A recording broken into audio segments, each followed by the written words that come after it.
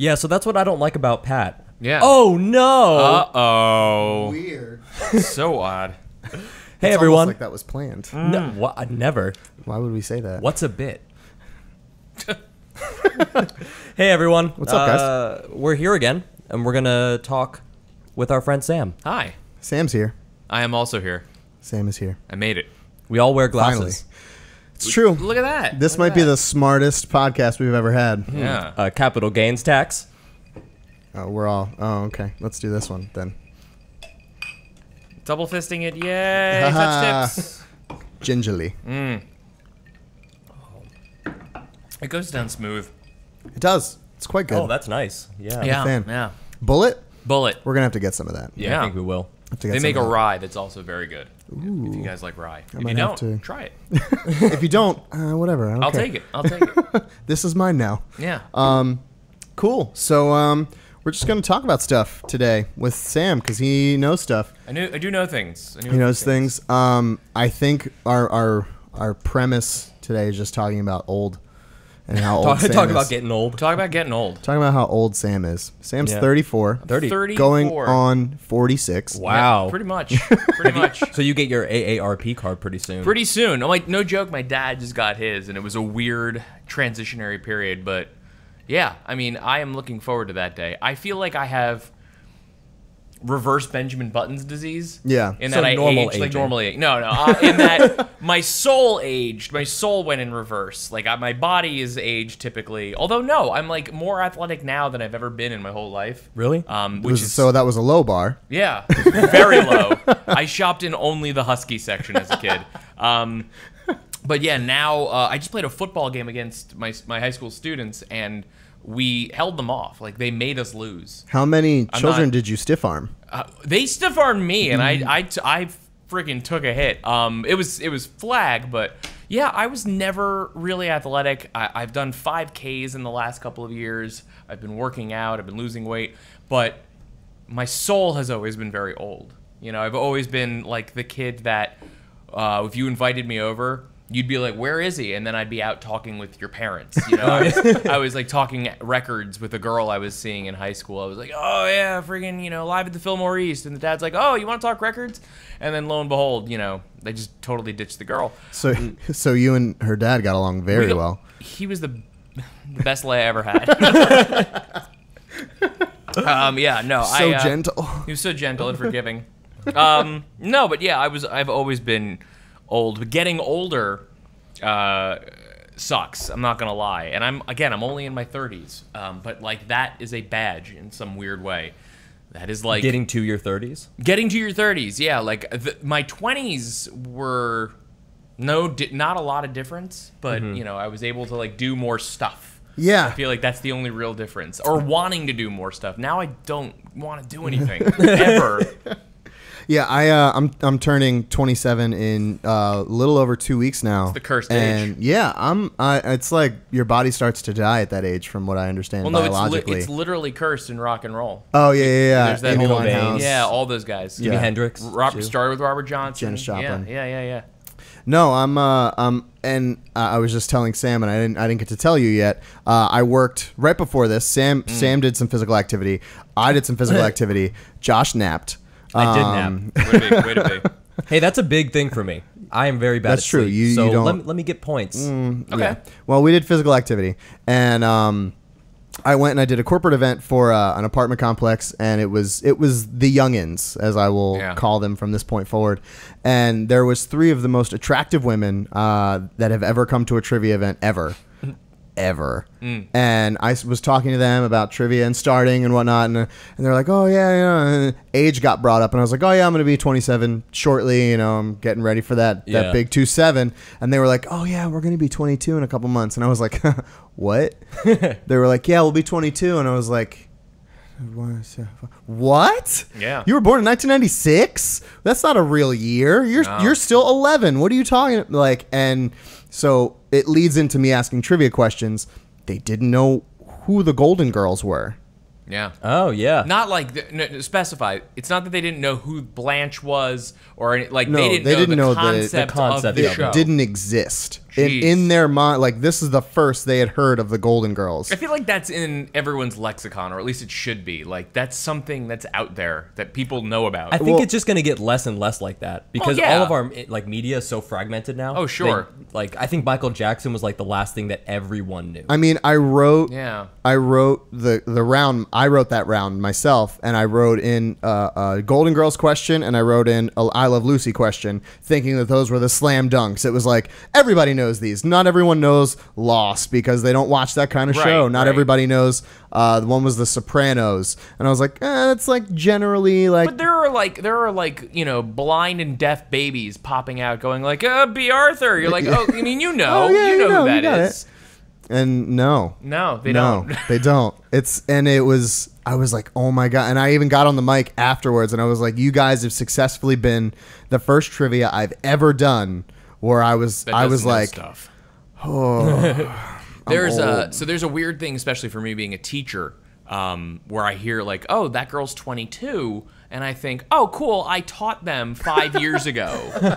And that's a weird thing, a switch that happened in me, I would say probably like 5-6 years ago, where I stopped looking at like young girls and finding them attractive. It's just like, put your clothes back on, miss. Where's your father? I get like, yeah, I'm sending you somewhere. I'm getting another female over here to tell you need to get dressed because I'm not going to be questioned for my. I feel like we should take a quick step back and actually introduce who you are. Oh, because cool. We can do that. We didn't say like we what can totally you do. Do that. So go ahead, tell us about yourself. I'm a teacher.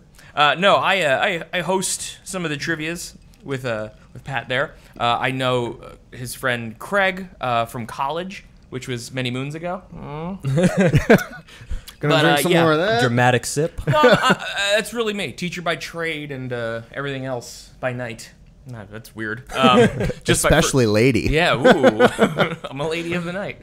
Now that's on audio. It's recording. Yeah, that's forever now. That's forever. That's out there. No, I dabble in everything. I'm a Renaissance man, but I'm pop culture oriented. Everything that's movie, music, whatever, I'm all about. So trivia.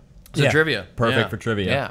I'm the guy that banters way too long in between rounds, and people are like, "Can you get to other questions?" I'm like, "Yeah, eventually." But here, let me tell we'll you. Get there, but let me tell you about this Beach Boy that died. That's awesome. Yeah. That used to be Craig, and now it's you. Yeah, now it's me because he's too busy. I can't imagine you guys living in the same. What was that like? Because I mean, Craig's been on dirty. podcasts before. It was filthy. I can totally imagine that. I listened to that episode and I was laughing. It felt very much like those random nights where we'd stay up watching a movie and just kind of getting into whatever. We were so. This is getting into like the age thing. We were so in our college years. We were like, oh, cigars are cool, and Amber Bock is a good beer, and no slamming against Amber Bock or Guinness. Like we would just like go get like the shitty things that we thought were cool people did.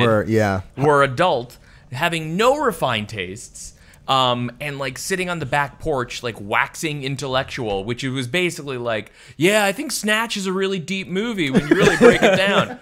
We thought, here's how I knew we were not intellectual. We thought The Boondock Saints, and nothing against it, was a smart movie. Okay, it's a good movie. It's fun. It's popcorn, but it's like my friend always says, it's the dumb guy's Godfather.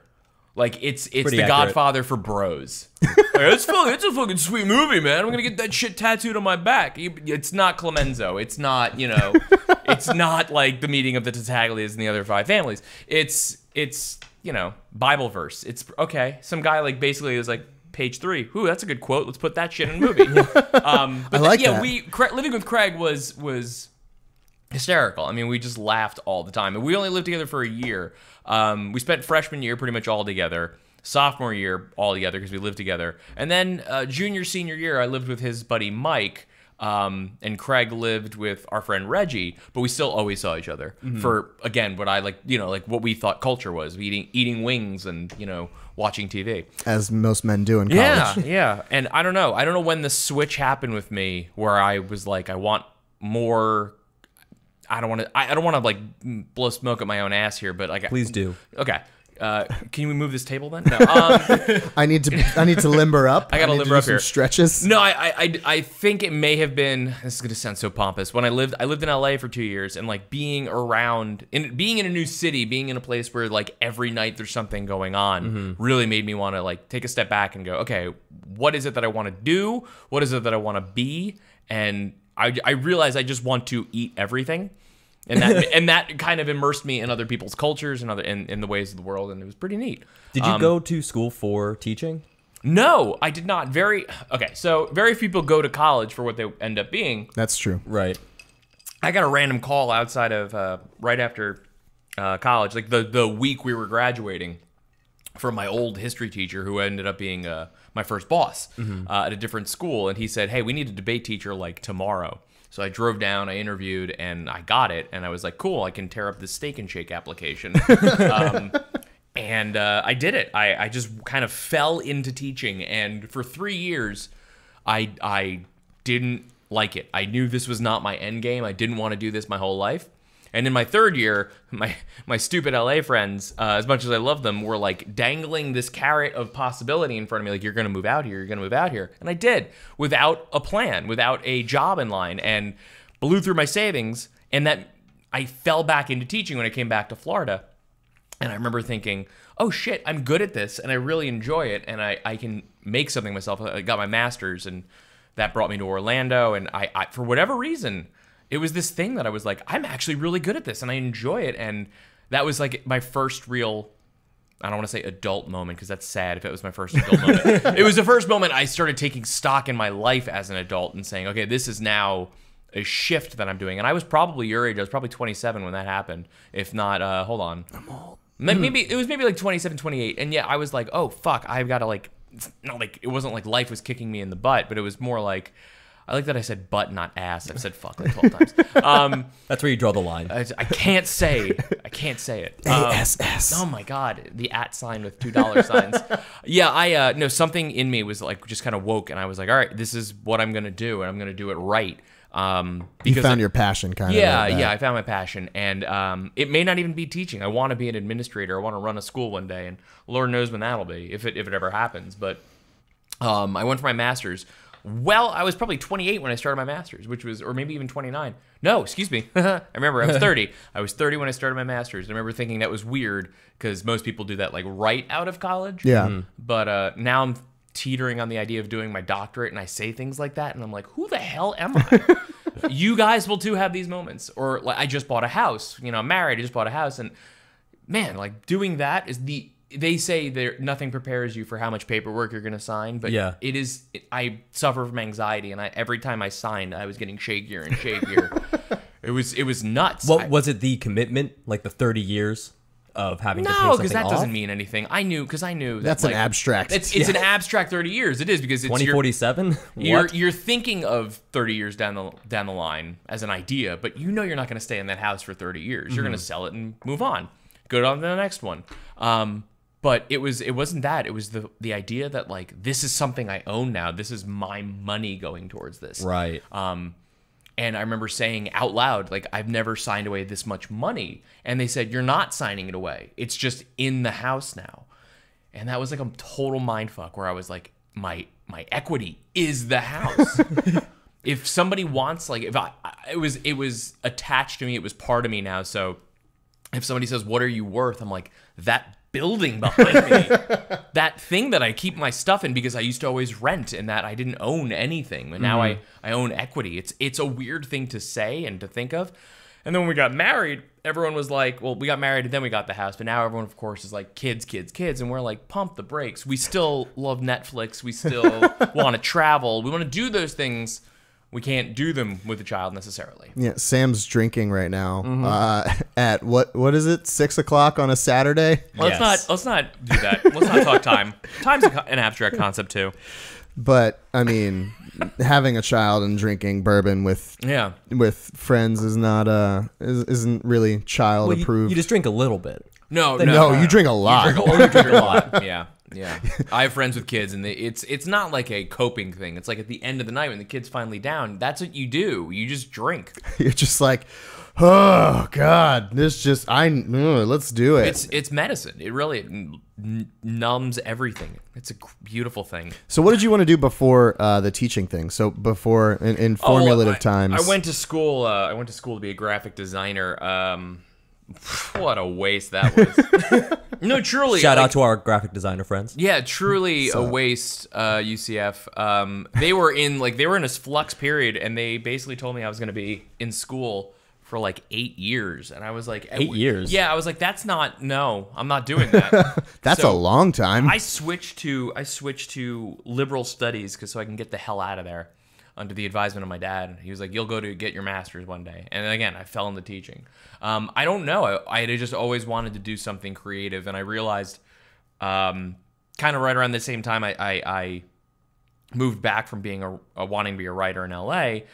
Started teaching again. I realized very quickly I can do anything, but you got to have the day job. Yeah. Yeah. You know, that very adult decision where, I like having bills. Like It's being the able worst. to pay them, you know. Yeah. If not, people come knocking on your door and they want money. Yeah. And if you don't have it, Yeah. they get angry. And so yeah, my motivations for everything now are always like, am I going to be able to afford it? Which before it was, the opportunity cost was the thing I would weigh out. It was like, okay, am I going to be able to afford it tomorrow? Am I going to get enough sleep? Can I go to all those concerts? Yeah, I'll figure out where the money's coming from, but can I go to all the shows? Right. Because like I got stuff I also want to do. Now it's like literally, you know, can we afford it? And I always joke with my wife. She's like, we should get another dog, and I'll sign to her fake. I'll be like, we cannot afford it.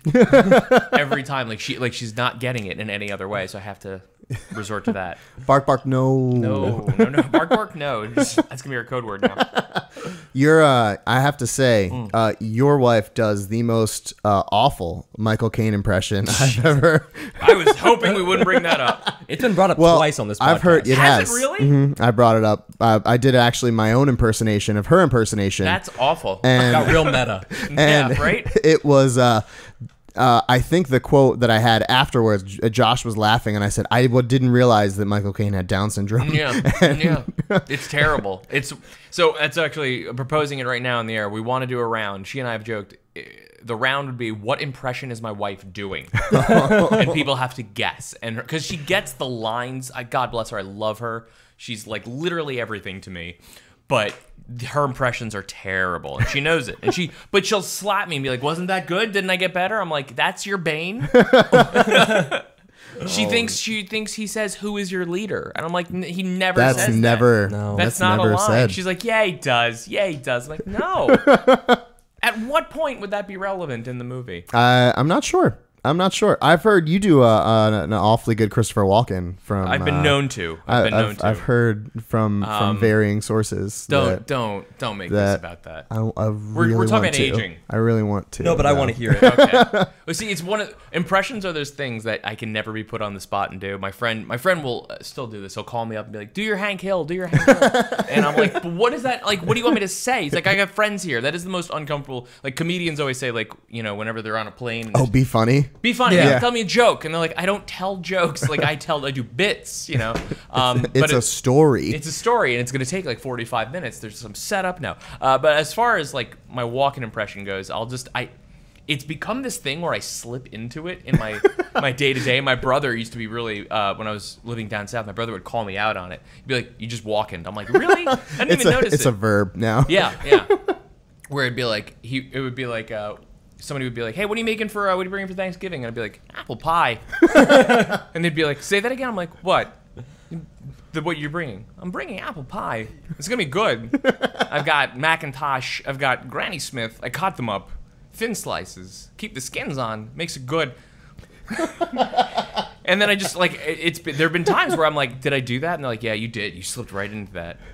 It's just always become like, a reflex. Yeah, it's like on certain words. My biggest. I practiced my vows for my wedding so that I didn't do an impression accidentally. Because there are times like I'll listen back to play. I'm gonna listen to this. I'm gonna be like, "Oh shit, I did I don't know, somebody there. I sound like so and so." But I notice I slip into impressions because I grew up doing that. I grew up doing voices. Yeah, it kind of just becomes a part of your speech. Yeah. You're cadence, if you're you will.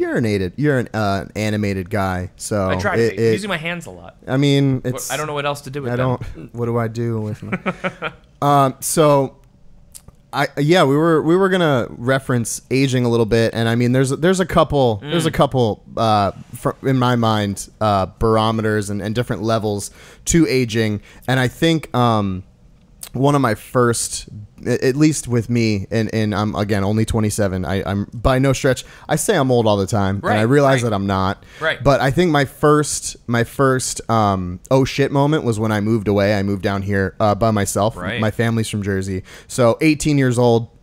My parents moved me into my apartment, bought me a mattress. I got a couple stools. And they were like, all right, cool. See you later. Right. And as soon as that door closed, I went, oh, shit. Yeah. I think everyone's had that moment. We were talking about that today. My sister-in-law is going off to college next year. And we were all talking about that at lunch today, about that oh shit moment when your parents leave. You wonder if they're crying too on their drive home. And you are like, well, what do I do now? You think like it's gonna be the second the door closes, it's gonna be like a freaking Budweiser commercial. The streamers come down. People just kick through the door and they're like, woohoo! But and that's not what it is. You are alone in your thoughts, and it's depressing and scary. It's scary as fuck. Yeah, it's like staring into the abyss, like Lovecraft would say. You're just like, it's silent and it's deafening in that silence. Yeah. What now? Yeah, it's crazy in that moment because, like, I mean, even.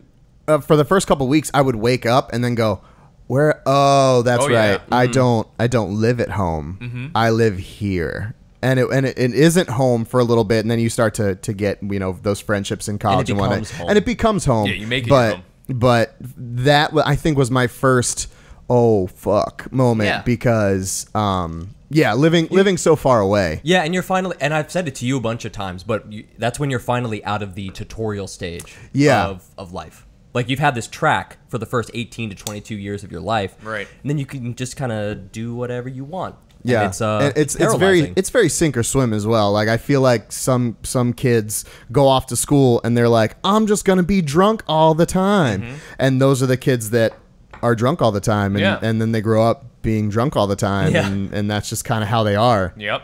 And, I mean, I laugh about it when I think, because Craig was that guy, from what he said. He was a strong partier, but he's made a business out of it. No, he was and he wasn't. Like, I think he talks a big game in that regard. Like, he went to party. I didn't go to parties. I was a fucking loser. I'm gonna point that out there. I mean, we play D&D on our podcast, so if you want to come, we just started doing that. I gotta start doing that. If you want to come hang out and play sure. D&D with us. I gotta tell you about a D&D game I know that's going on without me, but it's really cool. But yeah, I didn't go out. I didn't do anything. I was in bed I've always gone to bed by like 11. Or at least been like, my pants are off by 11, so I ain't going back out. And then everyone would start going out like 10:30, 10:45, and I'm like, nah.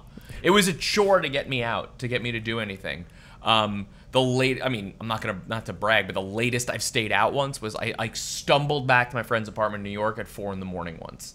That sounds like a good. It was a great time, and that's for another. But never again. That's for another show. That's an adventure. But yeah, Craig would party. He'd go to a lot of parties, but he's a social guy. Yeah. Mm-hmm. But he knew how to he got drunk a lot, but he also knew how to manage his life. Like, he did stupid things, I'm not gonna lie, but he also was, at the end of the day, he cleaned his shit up and was like, all right. He knew what he had to do. Yeah. He's very good at compartmentalizing that stuff. That's the word I'm looking for. Yeah. Yeah. He's good at I was telling Josh, for St. Patrick's Day, I was like, that's a Craig holiday. Yeah. He has 4 or 5 holidays throughout the year where he's like, I'm getting blackout drunk. And St. Patrick's Day is one of them. It's St. Patrick's Day, Cinco, and then there's a couple other various, like his birthday. He always he's like, and I'm going to drink until I can't feel my face. And I've never done that. I've done it. Don't get me wrong, but I've never done it. But I did. I've never gone out with that goal, and I guess that there's certain types of people, and a lot of them are not me. There are millions of people like that. Who their goal is to just get fucked up. Yeah, the goal is just to not feel yourself. Not feel parts of your body anymore. Yeah, I mean, black out. Have I don't think I've ever blacked out. I don't think I've ever blacked out. Not at all? No. I mean, like, I've gotten spotty. Like, there's different where I'm like, I think this happened, but I could have dreamed it. There were two moments for me. There was one when I was visiting my friends in New York. I got back to my friend's apartment, and he has a guy at the desk. All I remember was getting into a cab outside of a club and saying Tribeca. That's a big area. That is a big area. And then waking up the next day. This is you wanted a name drop, right? Name drop it. Here it is. I wake up and Amy Winehouse is in the apartment because she was apparently 27 Club. Wow. She was apparently the cousin of one of the roommates, and I was like in my underwear. I was like, oh hey. It was like noon. I'm like, I don't know how I got there. How I got up to the. Nobody let me in. Nobody remembers letting me. Nobody admitted to letting me in. Sam scaled a wall. I think I scaled a building in Tribeca. I'm secretly Jessica Jones. And then the other time was my going away party in LA. I got back to my apartment and I had to have somebody carry me up the stairs. That was the first time ever, because I normally fell down those stairs. I couldn't, and I had the wherewithal to say like, I'm not gonna make it. They brought me up. A girl physically carried me up the stairs. Ooh, sexy. No, not really. Because then it was a lot of sleep. God, I got you, Sam. I think Thanks, Jenny. The only time I can remember blacking out was I was in New York also. So I think New York is just where people black out. It happens. I'm super okay with that. I was living with 7 Irish people. They didn't all know each other, but they were all Irish. Like from Ireland, Irish. I was going to say off the boat Irish, Yeah, half of them were working, half were just on vacation. And we were sharing a 4-1, which was great. Wow. So it was 8 people to 1 bathroom. Oh, yeah, you told me about that. God. And they all drank very well. And at the time, I did not. So I just remember going out to one of their bars and then like hard cut to me sitting in the shower in my underwear, just like wailing around, just waiting for myself to kind of sober up a bit. Yeah, there was the time in college where Craig had stuff. He had the Egyptians where it's coming out the front and the back at the same time. Oh, yeah. And we just closed the door on him. That's what you do. Yeah, we just walked away and said, he's going to be okay. He's got to go through this himself. He's in the tub. He's got to work this out himself. He went through his own Joseph Campbell hero's journey, where there was he met a wizard along the way. He saw God briefly. It was weird. And at the end, he returned home a hero. That's how it to goes. at least himself. Yes. To us, it was horrible. He was changed. He had the Egyptians. Oh, That's a cruise term I've learned. I've never heard it put quite that way before. It's poetic. I hope I never experienced it. I've been there. But it wasn't with alcohol. It was with food poisoning. Oh yeah. Okay. Sense. And so, speaking of getting old, for me, that was one of my first oh shit moments. Not to say like I didn't have those in college, where like I blew a flat or something happened in college where it was like I need my dad or I need my mom. Yeah. But I always had them on speed dial. They were always there. They were 3 hours away if I needed them, from Orlando to Fort Lauderdale. And when I was in LA, I got food poisoning. Martin Luther King weekend 2008 or 9. Woo. Yeah, oh my God. And my friend's wife, I was staying with my friends living out there, and my friend's wife would just slide me toast under the door, and I couldn't even look at it. And I slept on the bathroom floor for about 2 or 3 days. And I remember thinking, I need my mom. I what the fuck is she gonna do but give me soup or whatever? Yeah. But it didn't matter. Like I just knew I needed her, and I was on my own, and it was weird. Like I was hallucinating. I was having like fever dreams, and I was just thinking I need my mom. And my friend's wife, several days later, as I tried to make it down the stairs, she said, "You screamed at one point, I don't want to die." And I said, "Nah." She's like, "No, you were yelling." And I was so scared. She's like, "I almost called 911, but then I realized I didn't like you." I was like, "Oh, well, thank you." If you were dead, I wasn't going to be upset. No, she was going to be really upset because she would have had to get me down 3 flights of stairs. Oh, that's a lot. I'm sure there's a lot of paperwork, too, if someone dies in your house. So much. I'd be so surprised. Again, growing older. To find these things out. So when we hid the body... No, that's I mean, oh God, I can only.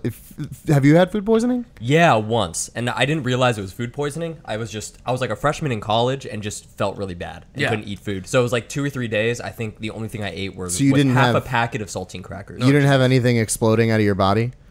I did, but only if I ate. So I just didn't eat. No, I had food poisoning where it was like oh no, it's coming again. Oh, yeah. And that was just. So, guys, let me tell you about my day yesterday. I'm right. excited. So, First one, yes? well, no, so I didn't actually have the colonoscopy. Okay.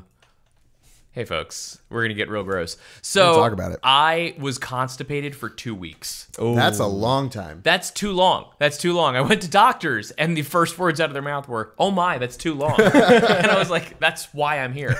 After honestly, like 8 days, I found myself in an urgent care place, and I was like telling them what was going on, what the problem was, and they were like, "Ooh, geez, yeah." But I'm gonna give you like the long version of this because it's more fun. But the two guys bring me back, and they ask me what's going on. I'm like, "Thank God it's two guys," because I tell them what's going on. They're like, "Yeah, you don't want to tell these women out here you gotta take a shit." I'm like, "It's true, I don't want to." So. Thank you. I know. They do a CT scan. They do and they're like, "Well, there's a lot of poop in there." I'm like, "I know." And all doctors say poop. Really? All doctors say poop. It's all poop. They don't like to say feces or oh, No. you've got some waste packed in there. Like, no, you've got a lot of poop. There's poop. I appreciate that. So I did the CT scan. Nothing. No blockage. No cancer. No nothing. Then they take me to. Then a couple days go by. I'm doing Miralax. I'm doing Colace. I'm doing vegetables. I'm doing broth. Nothing is working. Black coffee all day. Well, every day. I always drink black coffee all day. I'm a teacher, but still, like just little rabbit pellets, just pink, pink occasionally, and I'm miserable. It's like when you guys live together, you know, and Yeah. so you don't want to be the last person to fill up the garbage can, so you just keep shoving it Yeah. down with your foot. That Right. was happening to my bowels. And Sweet. Every time I ate, I felt horrible. Finally, I go to my doctor. I get into my doctor. She sees me. She's like, does some blood work. She says, "Your blood work is fine. I'm going to refer you to a GI." I go to the GI on Thursday, and they give me the bowel prep for a colonoscopy. And I said, "Do I have to get one?" They said, "Not yet. Take this because it's going to clear you out." I said, "Well, how do you know?" And the guy, he threw his head back. "Oh, how do I know? This is what I do. This will clear you out. But what if it doesn't work?" And that made him laugh even harder. And I'm thinking, "Oh, this is going to suck." And I told my dad, and my dad's like, you're gonna hate it. This is gonna be awful, but it's gonna clear you out." It doesn't clear you out. It's pure water coming out of you at the end. Oh. Like not even poop water. You're looking at it, it's clear. And it's Everything. It's just all. It's your insides. Just. So I'm like very scientific. I'm very nerdy and very methodical, and I was studying this from my phone on the toilet, which what a time we're in, where you can do that, where I was reading up on the thing What's coming out of me. And this stuff is incredible because it basically forces anything that's left in your stomach out. It's like Drano. It's like Drano. That's perfect. Yeah, But for your butthole. Yeah. And I'm watching colonoscopy videos from Sweet. the toilet and Get yourself pumped up. One of them is like, this He's guy Arsenio. did not follow the directions, and I'm like, oh god. And you can just see it's like. It looks like the Holland Tunnel, but filled with like 8-foot walls of shit. It's remarkable, the colon. And so I took this, and today, like last night, all I had was like a scrambled egg and a sleeve of saltines. And I was like, okay, that's all I can eat today. And I put on like 10 pounds over the whole week, 2 weeks. Last night I was back down to like fighting weight, and I was like, oh my god, it's gone, it's out. But I drank, I have this 64-ounce mason jar I filled with water 3 times. Glad that was water that you filled. And not the Wait, so you had 10 pounds of shit inside of you? Pretty much, yeah. Oh. That's a lot of shit. That is a lot. I'm sorry. Use the medical term. Poop. Yes. That is so Medically much poop. speaking, I was choked with poop. Where I was feeling like here. They even said like, do you feel it in your chest and your throat? I'm like, oh my god, that's a thing, right? They're like, yeah, you're not unnormal. You're totally fine. I was like, I feel oh my poop god. in my throat. It was the weirdest feeling. Yeah. That's unpleasant. So, but it all these things, medically things that happen to me, I'm like, you question your mortality. You're like sitting in the doctor's office thinking, what if I'm diabetic? What if I, you go, don't go on WebMD, by the way. What if, Oh, no. So what you if were have dying, cancer? got it. Yeah, all these things. And I'm at the stage of my life, my friends are having babies, and people I know are getting very old. Like, I have friends that go in for surgery. I had back surgery 2 years ago. I'm like, I'm way too young to be getting back surgery. But no, I needed it.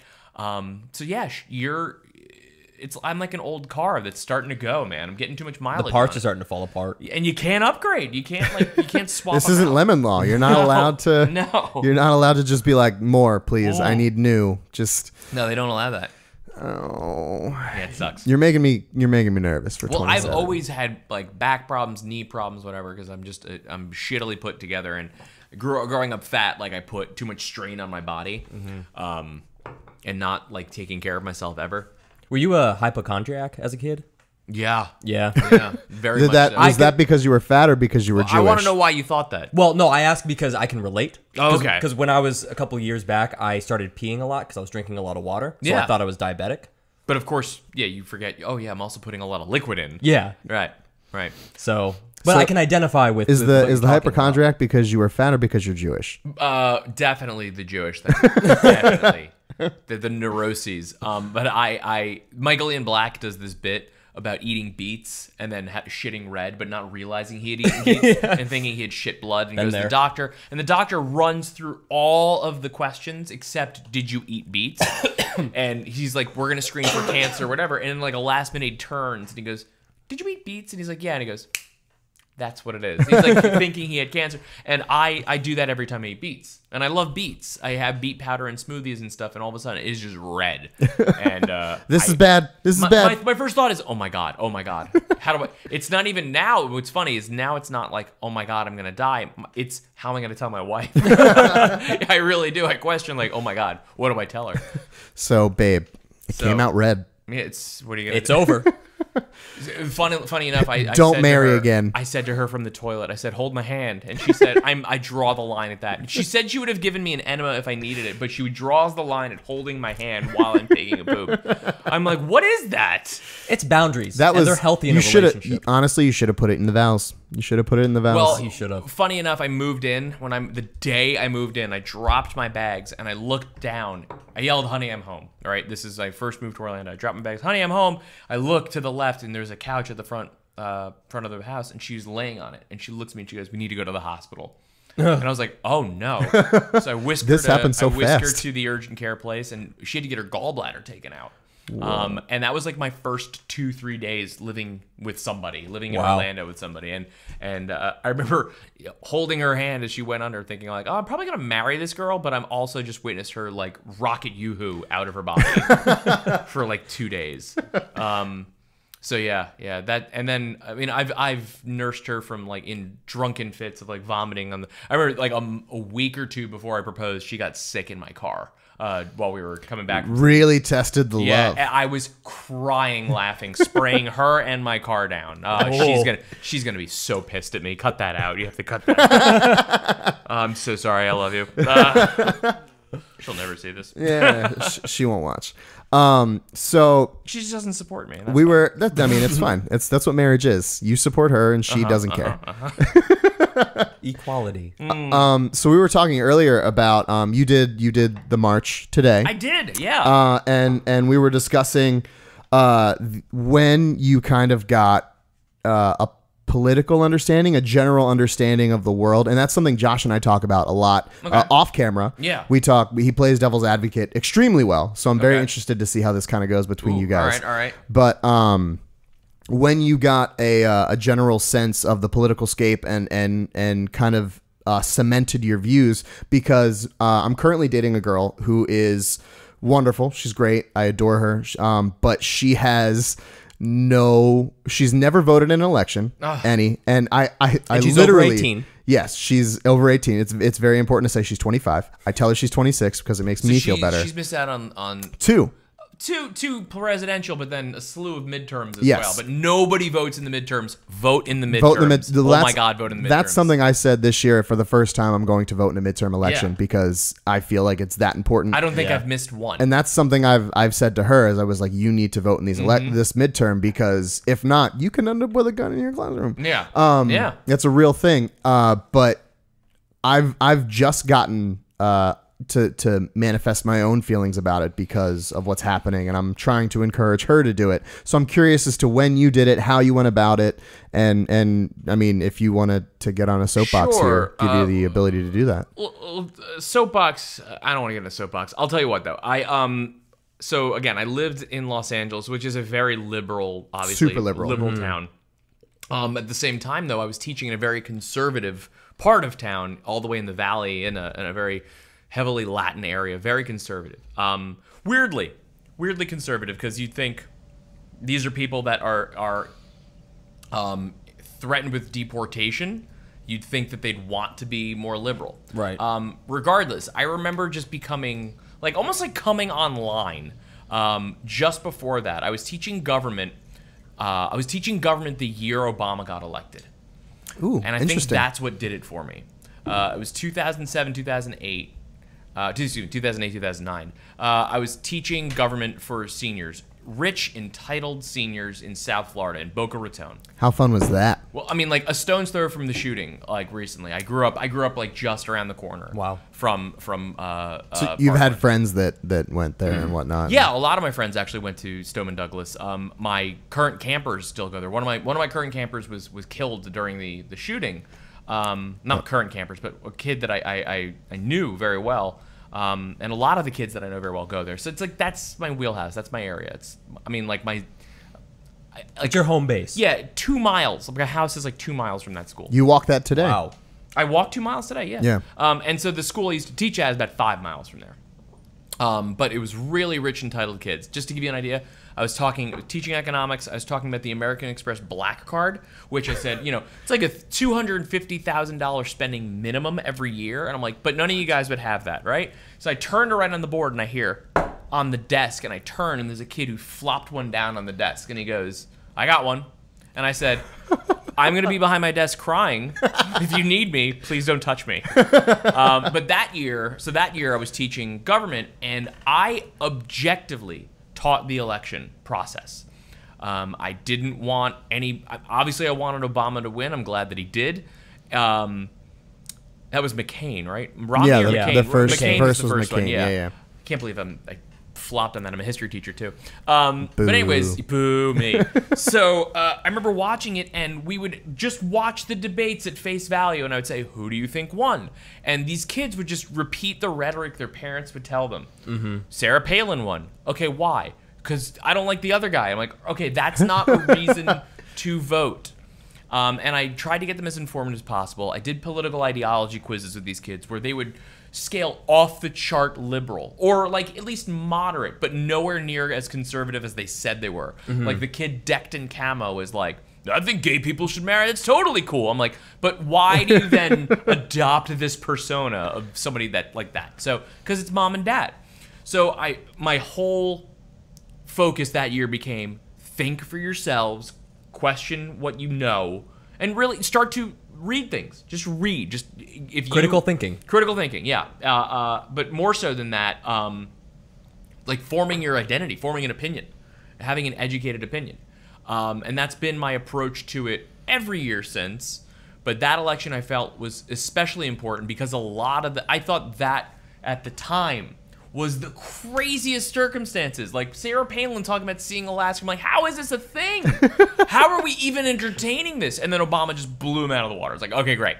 Then the next one rolled around. I'm like, he believes in magic underpants. Why is this even being taught? And I, as a teacher, you do this balancing act where the kids have pretty much figured out what you are. Yeah. But you have to be like, this is just my opinion, but I don't like the way that candidate spoke about this. And they're like, oh, my mom said it's pretty cool. And you're like, okay, but what do you think? And I play that dance all the time. Because kids should it's a weird thing. Kids should never really know, but they speculate. Right.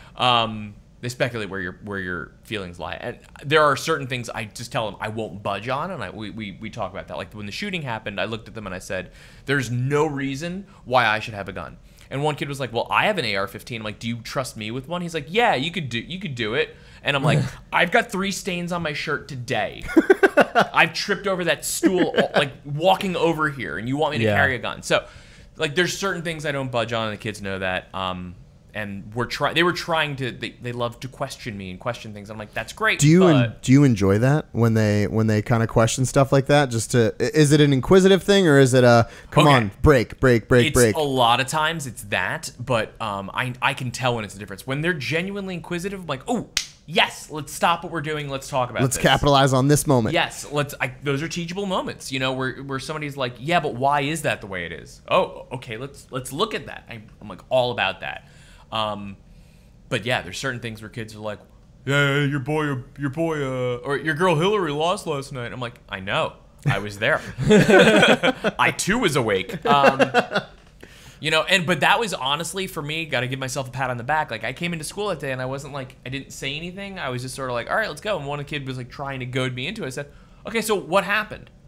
And like, well, Trump won. I'm like, okay, what did he win? And I'm like, this is a teachable moment. What did he win? He won the election, the popular, or the electoral. And they're like, what does that mean? I'm like, let's look at the map. And I brought it up, and so they were like, oh, you know, you didn't make that a class about how upset you were. I'm like, I am, but that's not what class should be about. That's not my job. Yeah. My job's not to bitch and moan to you kids. Yeah. To your original It's not point, a therapy session. Yeah, right. Which it has been in the last like month because of how shitty things are. But like I tell them, I'm like, I will do everything in my power to keep you guys safe. But really, you guys have the power to get out there and change this shit. I first really became politically active, I would say probably 2012, 2010, when the House was up in 2010. I remember thinking, oh my God, there's some really bad stuff. We had just come out of the economic crisis, and it hit my family pretty hard. It hit everybody pretty hard. And I remember thinking, this is bad. Like, this is genuinely bad. I watched both Bush elections in college and was like, Actually, one in high school, one in college. And it didn't affect me then. 9/11's my freaking birthday, and those two elections didn't bother me. You know, where I was like, it is what it is. If it's gonna happen, it's gonna happen. It's gonna happen. Nothing I can do about it. I was jaded like most people. But when I saw, and this sounds so cliche, when I saw a black man get elected in our country, I was like, holy shit, democracy can work. This is really a thing. And you can say the same about Trump getting elected. It freaking worked. And apparently, it can be hacked. I was unaware. Your election can be hacked. It's a real thing. It's a real thing. Social media is amazingly powerful. Yeah. That's been it. I teach digital citizenship too, and that's what like we've been talking about for like a month now. What is digital citizenship? That is basically teaching kids how to safely and effectively, I shouldn't even say ethically, navigate their digital lives. I give them the tools and I say, you're not going to follow all the rules. I'm not going to tell you what to do. And I always start off the class by saying, is it wrong to download movies?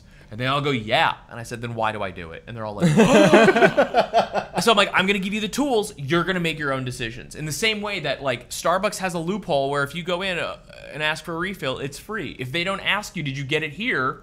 Then you just got a free cup of coffee. Yeah. Like if it's your first cup for the day, that's a loophole I exploit. Is it wrong? Probably. Are they gonna? If they call me on it, I'm gonna own up to it.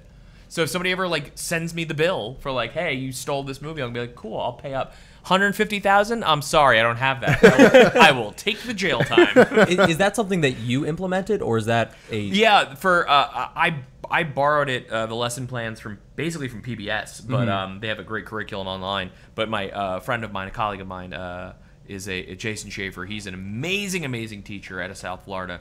He teaches digital citizenship, and mostly he teaches personal branding, which is more what we gear the class towards, which is like, okay, here's how people see you online. You can control that. Right. And so we use celebrities and athletes and stuff like that to get the kids interested in it.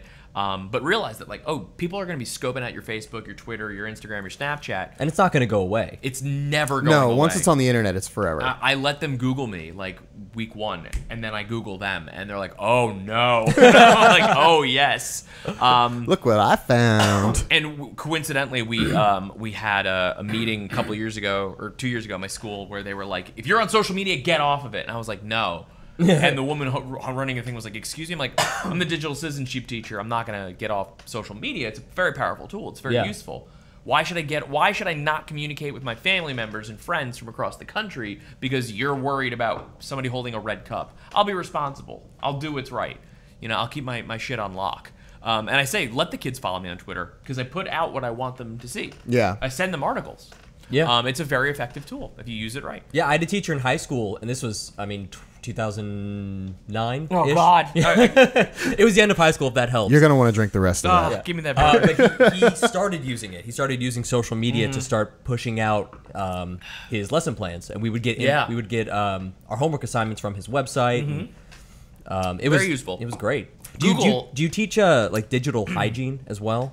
That's a concept I've been thinking about a lot. Like cleaning up your act or no, scrubbing your profiles and stuff. That, but more knowing how much screen time you can handle as a person. We talk about it a little bit. Yeah. Not a lot. I give them the tools. I say, like, here's what's acceptable, and I don't even do that. And I'll tell them the pitfalls of it. I'll say I'll just be like mindlessly checking my phone, and I'll do it 3 or 4 times in a minute, and I'm like, what the hell am I doing? Like, I'm totally missing this important conversation. Like, it's gonna be the source of many arguments when you guys start dating. So be aware of that. So yeah, it's I do teach them a little bit about it. We do talk about it. I showed them, there's this great clip, this Common Sense Education is the people that put out my curriculum. They did this thing around Thanksgiving. It's the most morbid commercial you've ever seen, but it's super funny. It's a family sitting at a table, long table, and it's very somber. Music's really low, the lights are low, and this little girl goes, "Mom, I miss Dad." And you're already like, holy shit. Damn. The little girl, she goes, This is I real. miss Dad. And she goes, I miss him too. And then somebody else, one of the kids at the table goes, I miss him more. And then another one's like, shut up, you don't miss him like I miss him. And they all start arguing, and they're yelling and bickering, and all of a sudden you hear over it, hey, shut up! And it's Will Ferrell. He's at the other end of the table, and he goes, he's on his phone, he goes, this filter makes me look like a cat. And it says, this, don't be like Will, this holiday, put your phones down. It was all about like just checking out during family time and keeping your phones down. And I do this thing with my friends. I tell my students this.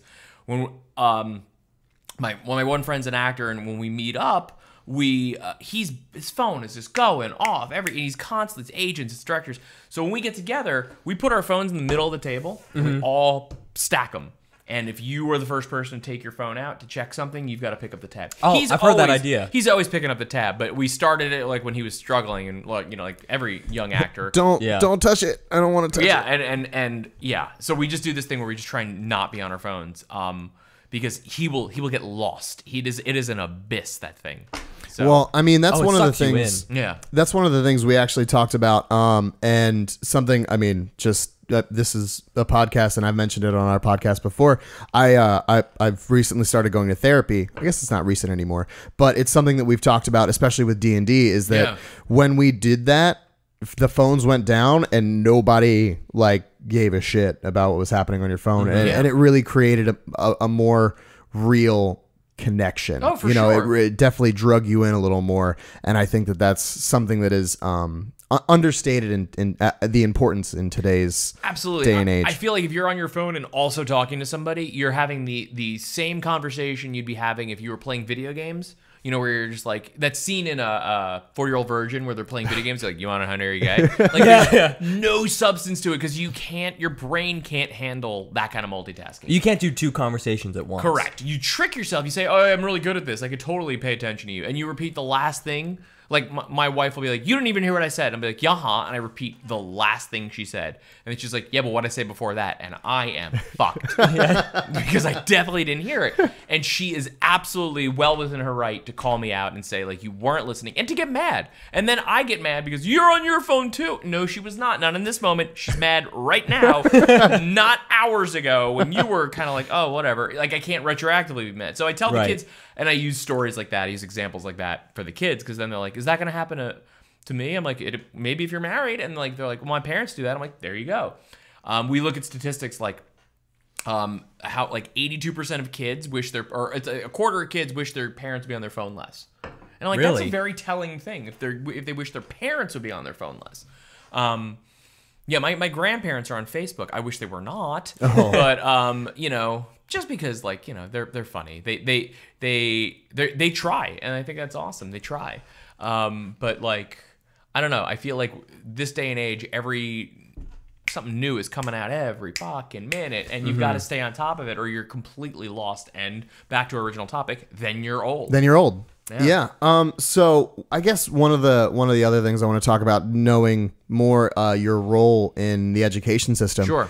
How do you feel about a lot of Please say Betsy DeVos. Please say Betsy DeVos. I was gonna get there, but not yet. I was gonna ask what you think about a lot of government decisions and things being posted about by the President of the United States on Twitter before even kind of getting through the news cycle. Well, I'll sugarcoat it. I'll dance around it a little bit if I can. I think the man's unhinged, and I think way to dance. Way to dance. Way to sugarcoat it. No, I think I think it's very problematic because I think he treats. Josh, feel free to play devil's advocate whenever you want. I was going to let him finish his thought first. I feel like he treats policy making and much of his job as what he's used to, which is deal making and reality show mentality. Like, this is going to get the biggest ratings.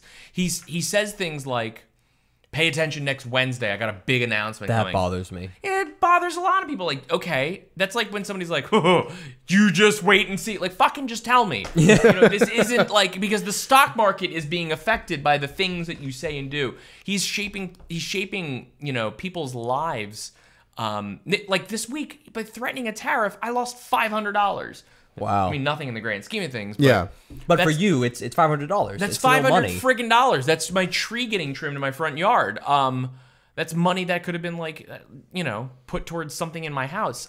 So that's when he says things like, I'm gonna slap the people that own us on paper, China. I'm gonna slap them with a tariff, which hasn't been really done in like decades, nearly a century. We haven't done tariffs like that. What did you do? I knocked markers off. Dropped something on the table. Rude man. And anyways, I feel like it's dangerous, just the way he is on social media. I not to, you know, kiss Obama's ass, he handled social media pretty well. He did it as like not to shape policy. Well, I shouldn't say that. He definitely helped shape policy that way. He got word out about stuff, but he used it sparingly. You know, he was responsible about it. So when there was a tweet, it was like, oh, look what happened. It was like a corporation does it. Yeah. It was exactly because he understood branding, and so does the president. So does Donald Trump. He understands branding. Unfortunately, he knows what his brand is, which is big, showy, loud. It's like garish. Yeah, brash. Gold. It's gold.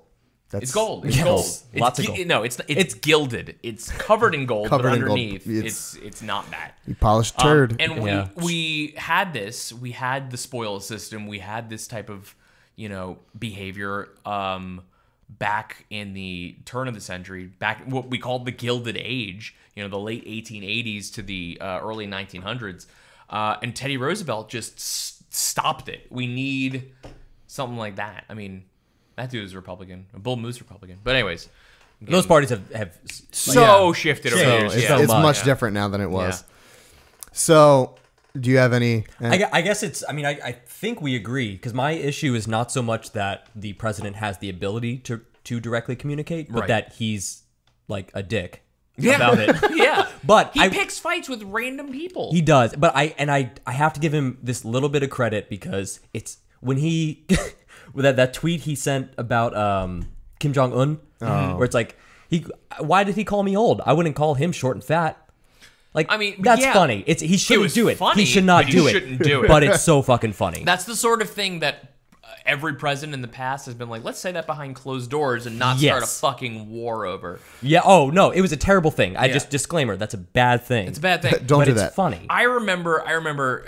Probably like 4 or 5 months ago, well before that, when a kid would say, like, I'm afraid of nuclear bombs. I'm afraid of, and my kids, I teach special needs kids, and they're very anxious. And one of them was like, I'm having nightmares about Korea, and couldn't point to it on a map or anything. But that's fine. Like I don't really get into it. But I remember saying, like, what are you afraid of? And he's like, I'm afraid of dying. And I'm like, shit. Okay, now I gotta like address this. So I spoke to him and I assured my class, you know, World War III is not going to happen because once somebody pushes a button, we're all dead. There's no war. But that's not what I told him. That really ends a class fast. No, I stressed. I said, guys, you know what? I said the likelihood of a war starting is both sides know this. It's not likely. It's not going to happen. The likelihood is very, few and far between. We saw this with the Cuban Missile Crisis. If there was going to be a World War III, it would have happened 16 times already during the 80s and 60s. We came close many times, but it's not going to happen. And then our president goes on a public forum and attacks a dictator, and who's threatening to do this. And I remember just being, as a teacher, who's outwardly saying we're trying to get our nukes better so we can hit anywhere we want. Yes. And then brings in freaking John Bolton, the war hawk, like this week. Oh my God. So anyways, as a teacher, my days are getting harder.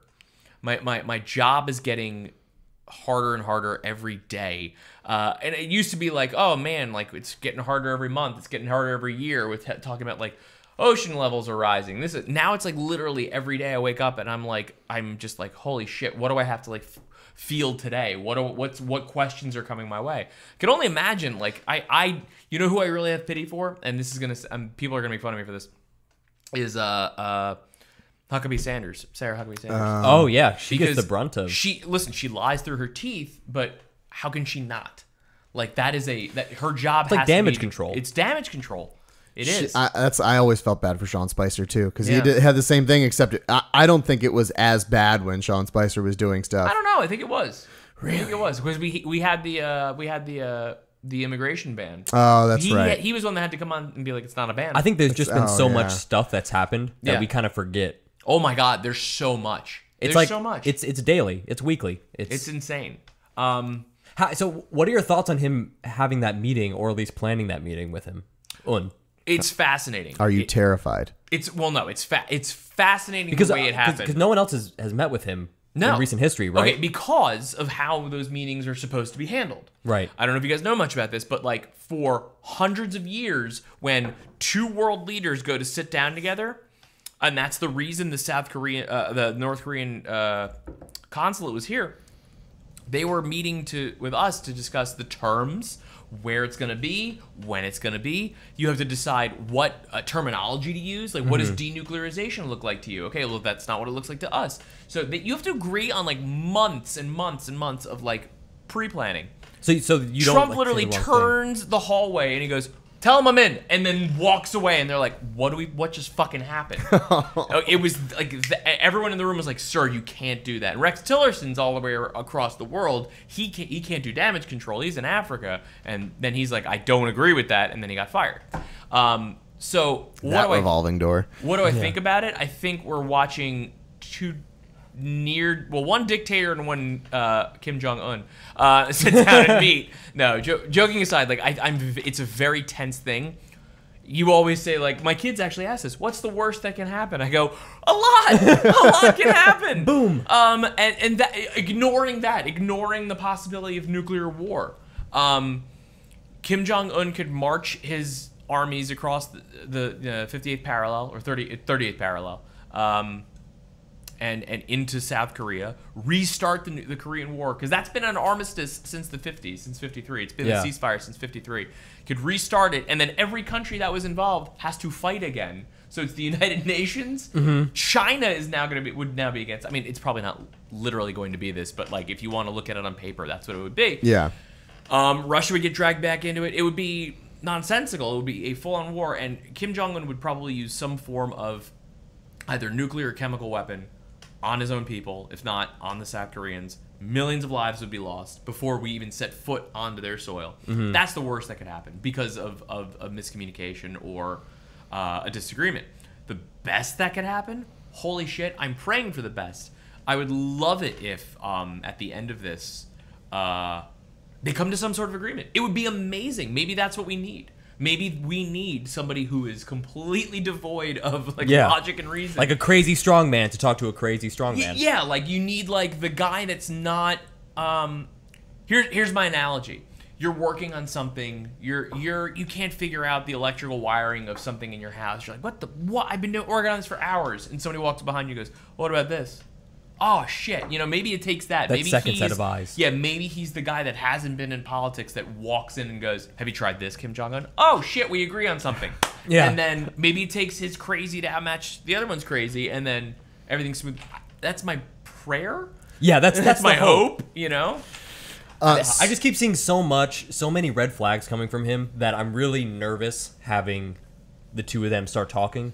Because something that I heard him say recently was talking about China's president going, I think, increasing his term indefinitely. Well, yeah, the indefinite lifetime. Right, and saying, office. that's a cool idea. Maybe we'll try that one day. He said it jokingly. He did. But it's also like the kind of... It's like, he's testing the waters. Yeah. He's testing the waters. It's the kind of joke that when somebody says it, you go, okay. Please no. All right, man. What? So before we get into the one that I'm excited for you to talk about, Betsy, what do you think about the Electoral College? I'm curious to this as well. I think Because if we went by straight popular, obviously California and New York would dictate a large amount of that, and that they're heavily Democratic, heavily liberal. it's tough. I teach it without a full grasp of it. I think few Americans have a true grasp of the Electoral College. They just know everyone goes to the polls, you vote, and that's it. Yeah.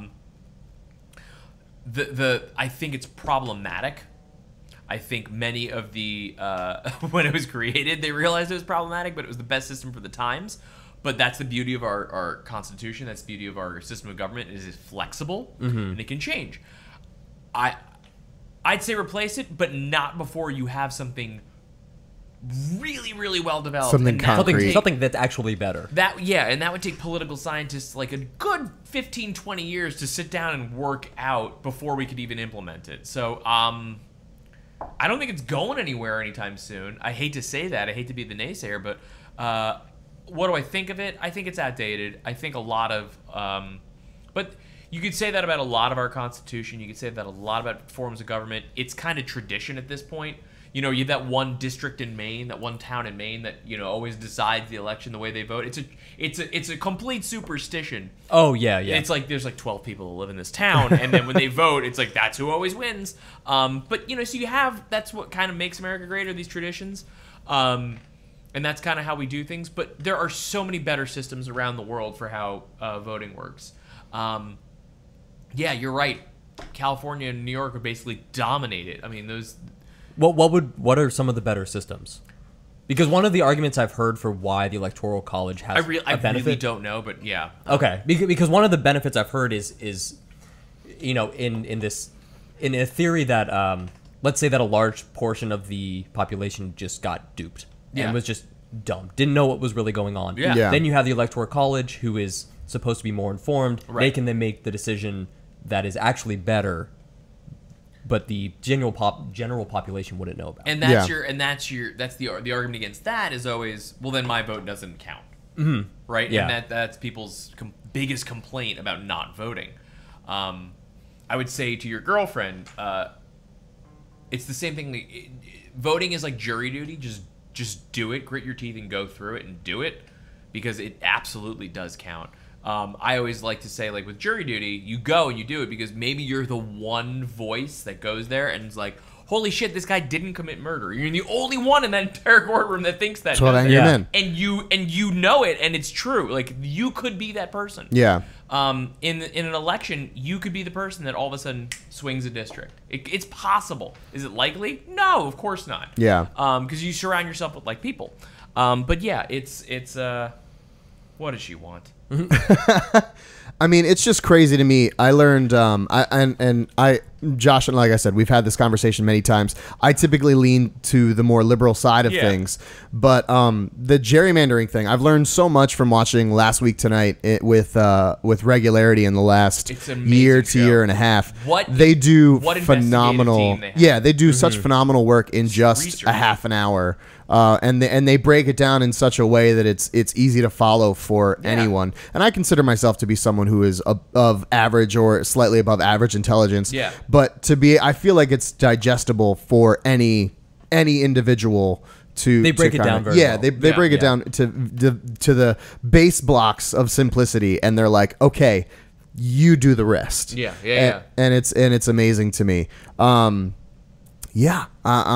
very excited to see what happens in the midterm elections, and I think that's where the focus needs to be more. We put so much focus on the president, because and the federal, ratings, which really, and it's you know, well, it's easy. It's easy to focus on one thing, and the people at the local level just are not as excited. There's so much, but it's so more important. It's more important. That's what's going to change your day to day. You got it. You're exactly right, and that's what I try and tell my kids. I try and tell my students that they were 18 in this last election. They voted, and they didn't know what they were voting for, and that drove me crazy, because they all got there and they were like, there was more on the ballot than just like the two things. I'm like, it's crazy. You didn't know you were voting for weed, and they were like, no. What was the thing on solar panels? I was like, all right, sit down, let's talk about it. And again, that's one of those things where when you talk to them, you find that they are more in favor of leaning liberal than they are. Or I've had kids go the other way too, swing from liberal to conservative. Like, holy shit, I didn't realize I was more conservative than that. Which is to me, I don't care either way. Just Just know know. yourself. Just be Know informed. yourself. Just be informed. Yeah, We need So, both. Like we can't. Billy Eichner, the comedian, is doing a great thing right now where he's glamming up the midterms. That's his campaign. So to get people out to vote. And again, he doesn't care where you vote, but voting is important. And the reality is the demographics say that the people that don't come out and vote are typically the people that are more liberal, more Democrat. So, I mean, you want that. We want them out more to vote, but I don't give a shit who you vote for. Just take part in. If you're going to complain, participate. If you're going to complain, you need to be an active, contributing member of society. Yeah. And not just put a sticker on your car and call it a day. Yeah. So, I By the way, real quick, I saw in Winter Springs 2 days ago, a person had Trump stickers, which more power to you if you want them, on their windshield. Like in plain view, like how you can't see out of it, like all over the windshield. And I was like, that's perfect. I didn't take a picture of it because I didn't want to be like, I don't want to get in trouble. By the way, I don't care. Back to our original topic. I don't care how old you are. I'm 34. I'm still afraid of getting yelled at. That's true. It's good to know that doesn't go away. My boss, like, can you come see me? And she'll say it as benignly as that. And I'm like walking there, going like, oh my god, what am I gonna tell my wife? She's gonna yell at me. She's gonna yell at me. So with your walk today and with your closeness to the I wasn't even the second. There's been a shooting since the Douglas. Yeah, High School. there was a shooting this week. Yeah, that's what I thought. College in Maryland or school in Maryland. Yeah.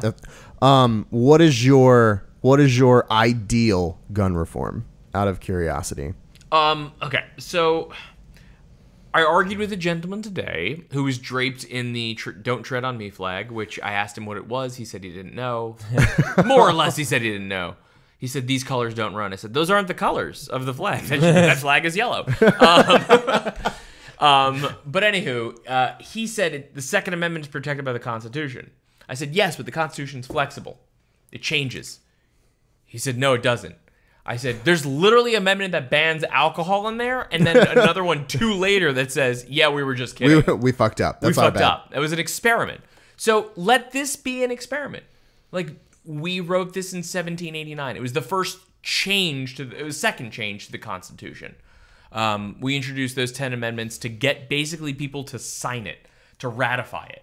It was a sweet deal to get the anti-federalists to get on board to sign the Constitution, to ratify it. So we had a fucking government, and it was for farmers. It was for farmers to feel safe on their own land. And listen, have there been times in our country's history where people have been disenfranchised and wanted to rise up and protect themselves? Absolutely. Have they? No. Do they need guns to do it? Certainly not. I feel like, though, this is coming down to the issue of assault weapons in the hands of kids, in the hands of anybody. These are military-grade weapons. I know kids that have them. It's weird. It's a weird thing to know that. I have friends that have handguns, and they're like, that's it. They just want a handgun to protect their house, and that's fine. I've got a bat by the side of my bed. Mammal, bat mammal, like a little flying rodent. Yeah, just sleeping. No. He's adorable. He attacks. He's got feelings. His name is Mr. Whiskers. And I love to pet him and feed him berries. He's a fruit bat. Yeah, he's not even a blood bat. Blood bat, aka vampire. So he's not a blood bat. He's not a blood bat. He's not a blood bat. So anyways, way off the rails. What was your initial question? Holy shit! I just got your perfect gun reform would be. I remember like 20 minutes ago, I said I don't want to be on the soapbox. Yeah. And here I am. I'm very interested. I don't feel like you're on a soapbox, and maybe you feel different, but I feel like it's it's a lot of information that you're and good. That's at the bare bones of this. That's what I want is this to be something of information. This is very cathartic for me because this is a lot of the stuff I wish I could say in a classroom. Please. Especially the word fuck. That's my favorite word to say anywhere. It's so versatile. It's a comma in my house. So anyways. I'm Michael Caine.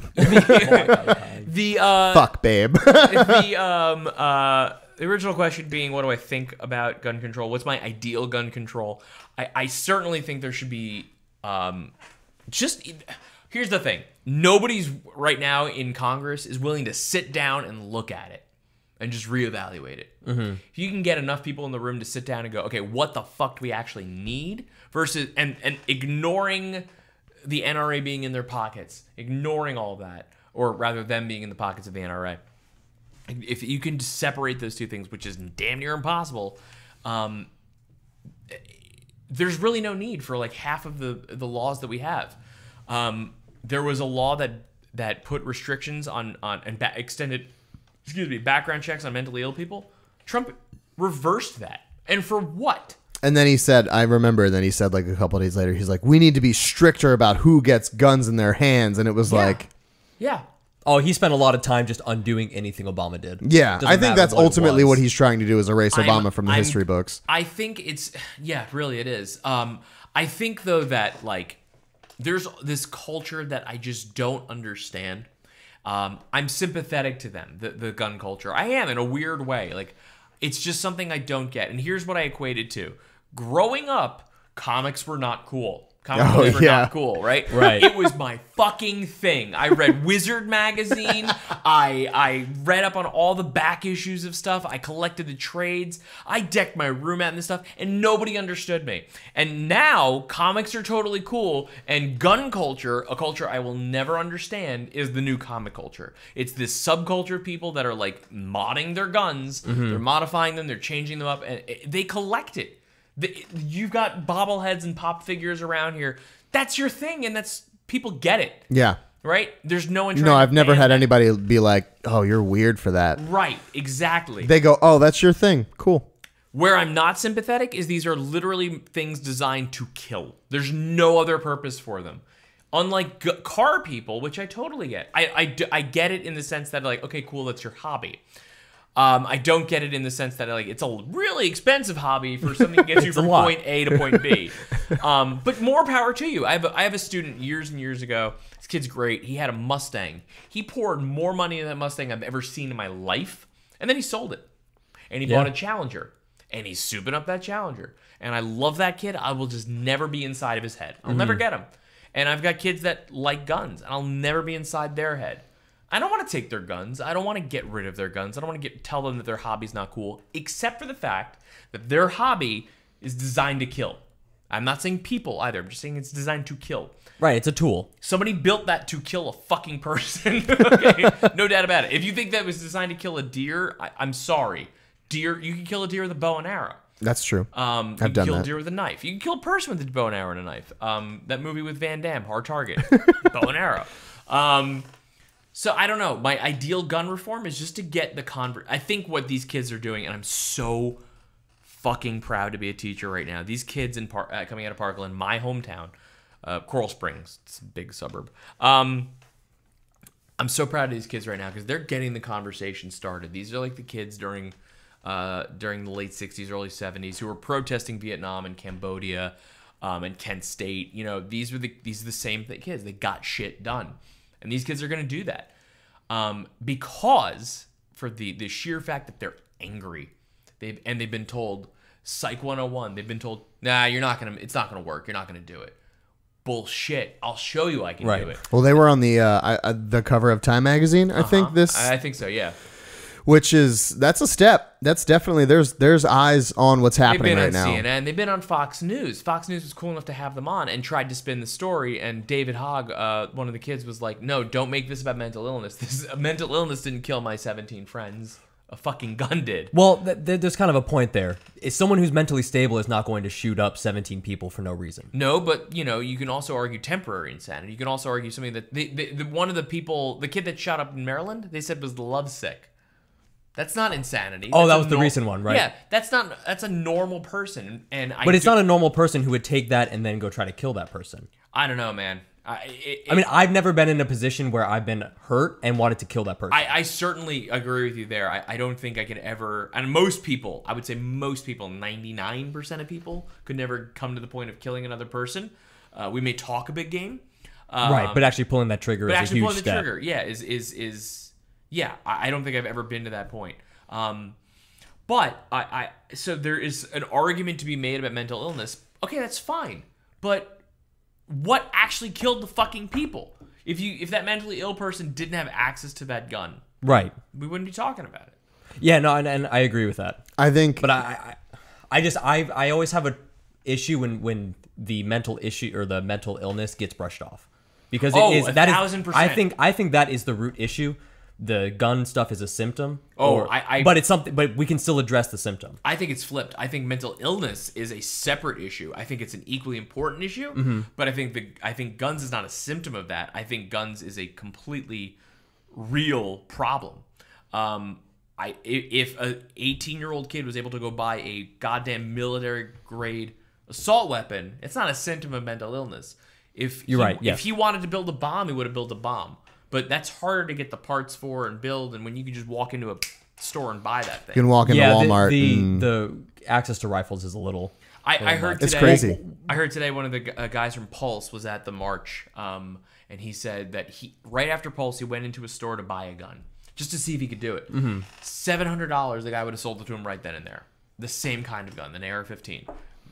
I don't remember if it had a bump stock or not, but he's like, "Is my life worth $700? The lives of the 20 or 30 other people that got killed." I think it was actually 45. How many people died at Pulse? I think it was closer to. I thought it was like 53 or yeah, something. it was pretty large. Yeah, it was a lot. Yeah, and I remember I was working summer camp down in South Florida, and I heard that, and I had just moved into a house that was like 2 miles from Pulse, and people were like, "Don't you regret that?" I'm like, "No, you could say that about any town anywhere." Yeah, I moved into a house that was a quarter mile from it. Yeah. Like 2 months after it happened. No, it's very interesting to see what happens. I have two schools of thought about it, and I mean, Josh and I both. I want to get a handgun just for protection purposes, and that's just something that I want. But you have to have the mindset in wanting that, and just to have it in the house, that if you have it and something is to happen, you're using it to kill. I do this exactly. You have to remember you're using it to kill. And I do this thing with my kids. I had this one kid who's like talks about his gun, and he was saying like, if somebody breaks my house, I want to protect my house. I said, okay. I give him a wadded piece of paper.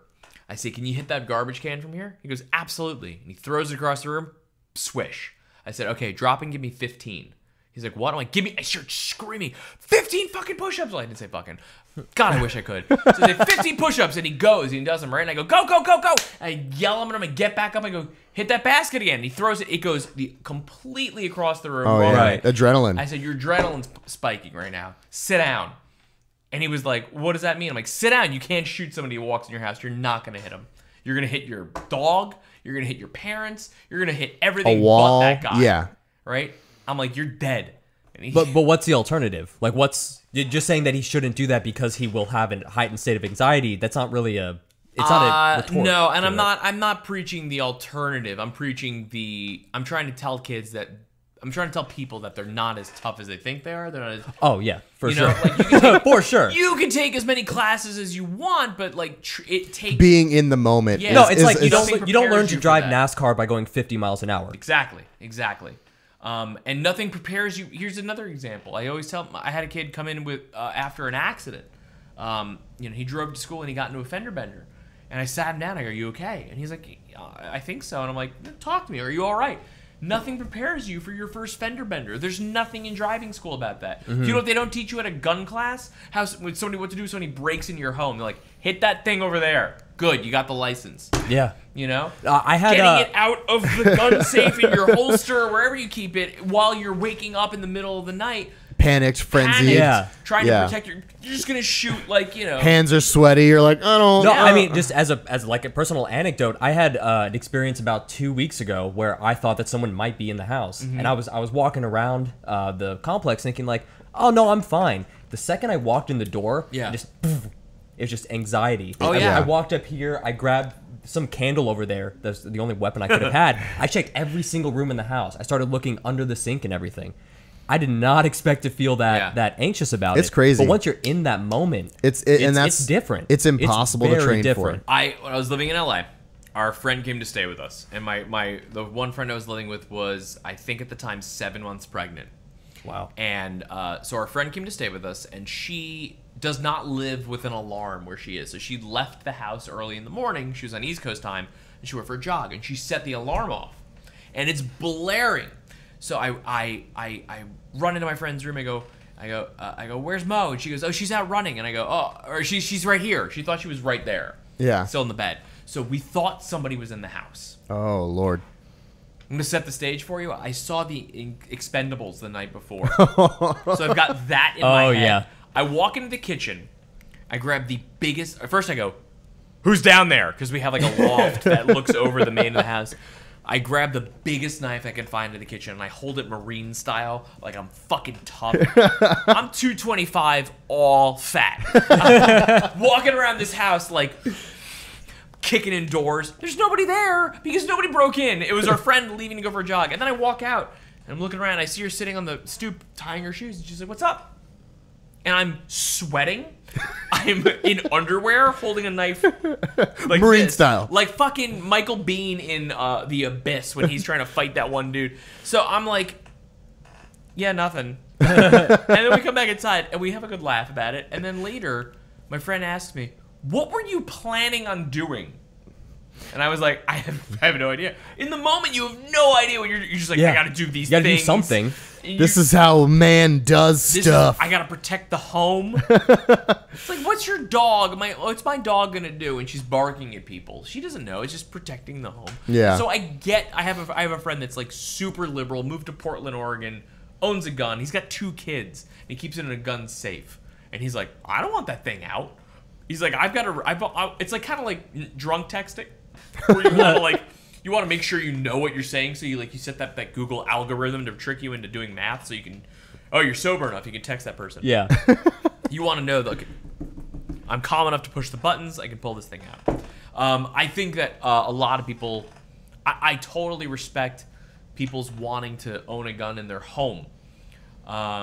I think Florida needs to really reevaluate the stand your ground bullshit, because that just basically gives you a license to kill anyone that you see around. Well, what is the stand your ground? I know the basics of it, but what are the details? Stand your ground. If someone breaks in, you're allowed to kill them. Actually, what Right? I've read, it's super broad. Yeah. What I've read is that if someone is within a certain foot, a radius of your property, of your stuff, and you vocalize distrust, you can exude any force you see fit. Okay, so remember when South Park said he's coming right for us, and they could shoot anything? That was like one of the first seasons they did. He's coming right for us. Oh yeah, yeah. That's pretty much stand your ground. Like legally, that holds water in court. And it's funny because it's South Park, but they typically hit it right on the head. Yeah. There was a black guy killed in his grandparents' backyard a couple nights ago, if not last night. And the only thing the cops found near him was his cell phone. Oh, I heard about that. And that wouldn't have happened to a white person. And stand your ground really, it is very problematic for people of color, for minorities. And they mentioned this at the march. Was that the today. guy who was in his own backyard? His grandparents' backyard? And nobody called the cops. Somebody around the corner called the cops. Yeah, I remember. Said he looked suspicious. What they said at the march today, a young girl spoke. She's from Eustis, Eustis High School in Lake County. Young senior in high school. She spoke more eloquently than I've heard anybody talk.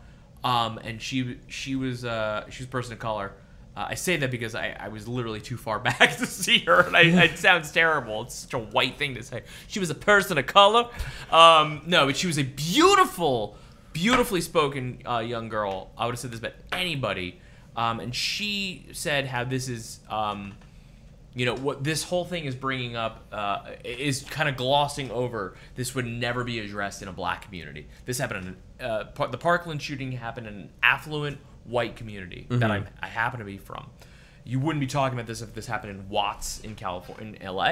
You wouldn't be talking if this happened in like a Latino community, a black community, an Asian community. You wouldn't be discussing it. Yeah.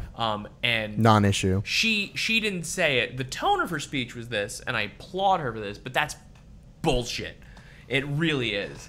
And stand your ground kind of perpetuates that. Yeah, on that point, do we have a a data point of it happening in a minority community and it not being talked about?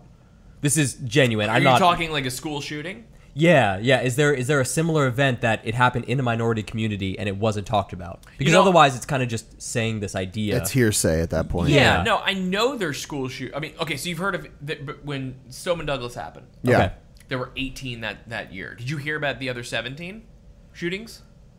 Probably not. That might be your data point. That might be your thing to look back and go like, well, why didn't I hear about those school shootings? Is because it was only 2 kids? I say only 2, but those are 2 kids that were somebody's children. Yeah.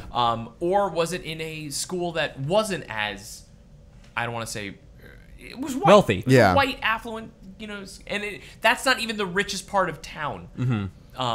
Honestly. I've known some people from that area. My family lives towards the more affluent side, and it's Stoneman Douglas is actually funny point. It's sinking. It's been sinking. It's built on top of a sinkhole. It's named for Marjorie Stoneman Douglas, who was a conservationist for the Everglades. She basically got the Everglades protected, and they built a school in her honor in the Everglades. So it slopes down to the middle. And I remember I debated there all the time in high school, and that was a fun point of contention. Yeah, I mean, you don't hear about the black communities, the schools in black communities or in Latinx communities getting shot up. But I remember when I was teaching in Pacoima, Lakeview Terrace in a suburb of LA, we got let go one day early because there was a shooting at the school. Somebody did a drive-by and like blew up, and I admittedly snuck out early that day, and I found out because somebody was like, "Hey, we got that meeting on Monday for what happened on Friday," and I was like, "Right." What happened on Friday? What happened to you on Friday? And they were like, "You skipped that early, didn't you?" I'm like, "No, yeah, I totally did." Like kids were, and here's the thing: kids were playing kickball. Somebody sprayed up a house across the street, and they went back to playing kickball. I was like, "Holy shit!" Wow. That is not something I'm used to.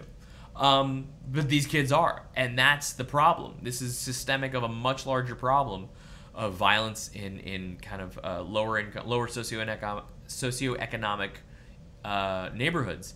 The bourbon kicked in. And Good.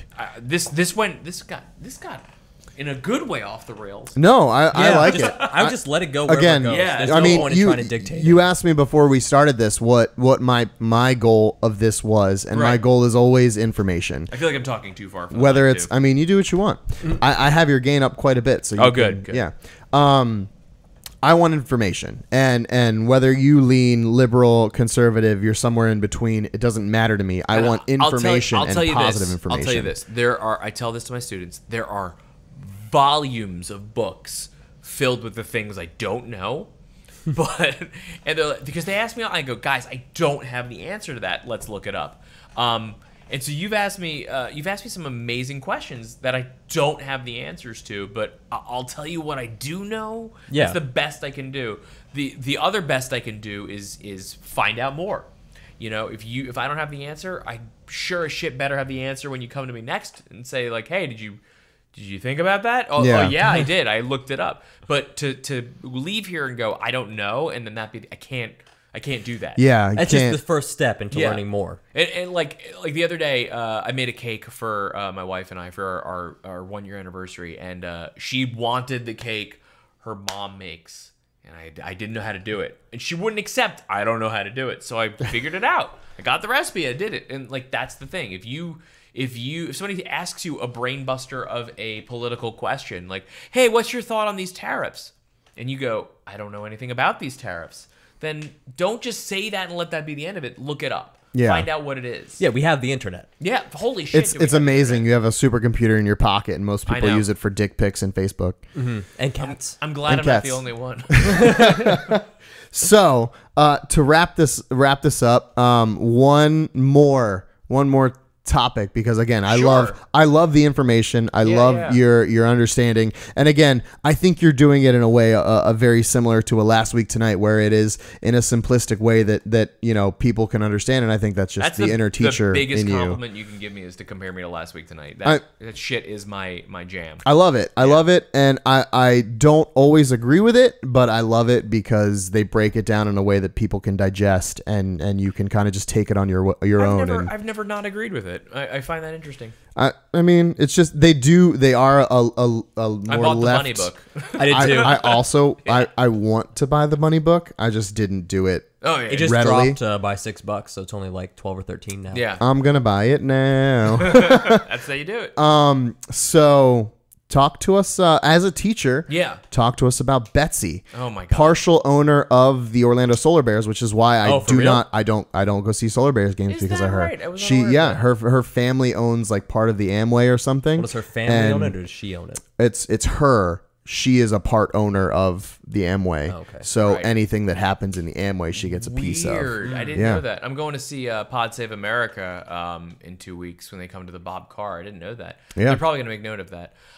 Look, it would be easy for me to sit here and say, I hope she's a dumb cunt and I hope she dies by being attacked by wolves. But she is. But If anyone that saw that 60 Minutes interview knows. she's just not qualified for the job. She's not qualified for the job, and I'm amazed that she hasn't bowed out. Actually, no, I'm not amazed. I am. Got to cash those checks, bro. It's not a high paying job. No government job is a high paying job. It's all status. She made her money through her private business. And Amway. In Amway. She is wildly unqualified, but she is systemic of a much larger problem. She is kind of she is an example of parents thinking they know more than the teachers. They know how to run schools better. The idea of choice and charter schools is proven not to work. And she loves to throw that. By the way, I teach private schools. I've taught a public school like once. I taught a charter school. And that's barely public. And yet I know full well that if you want to start, you don't kind of like spackle over the problem. You fix it. You Right. try and fix it. And she's just looking to like throw more shit in the air. There's nothing to say. There's really not much to say. That 60 Minutes interview was very telling. That she has zero idea of what she's talking about.